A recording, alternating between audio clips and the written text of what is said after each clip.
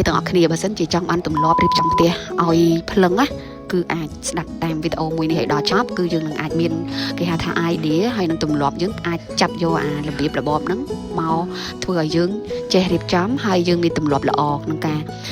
ទុកដាក់អីវ៉ាន់សម្រាប់ផ្ទះនៅពេលដែលយើងនៅអញ្ចឹងចេះតែដាក់អីវ៉ាន់សិនណាដាក់សិនតនេះសិនគឺអីវ៉ាន់វានឹងវាកហើយគឺធ្វើឲ្យស្មុកអញ្ចឹងយូរម្ដងគឺខ្ញុំតែងតែរៀបអាចថាមួយខែឬក៏យូរជាងនឹងឬក៏តិចជាងនឹងកន្លះខែអីចឹងគឺខ្ញុំតែងតែរើសរើ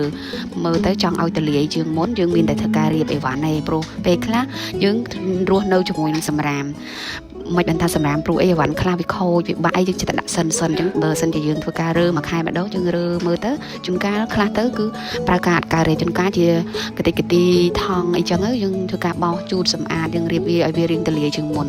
ហើយយើងអាចថារៀបវាដាក់ធ្នើដាក់អីចឹងយើងបោសសម្អាតចឹងមកគឺផ្ទះរបស់យើងវារៀងមានសណ្ដាប់ធ្នាប់ជាងមុនហើយក៏វាជួយឲ្យយើងងាយស្រួលក្នុងការរកអីវ៉ាន់ដែរអញ្ចឹងអាហ្នឹងបើតាមក្បួនខាងប្រទេសជប៉ុនគឺគេហៅ 5S យើងរៀបចំឧទាហរណ៍ថាគ្រឿងស្បែកជើងដាក់ម្ដុំស្បែកជើង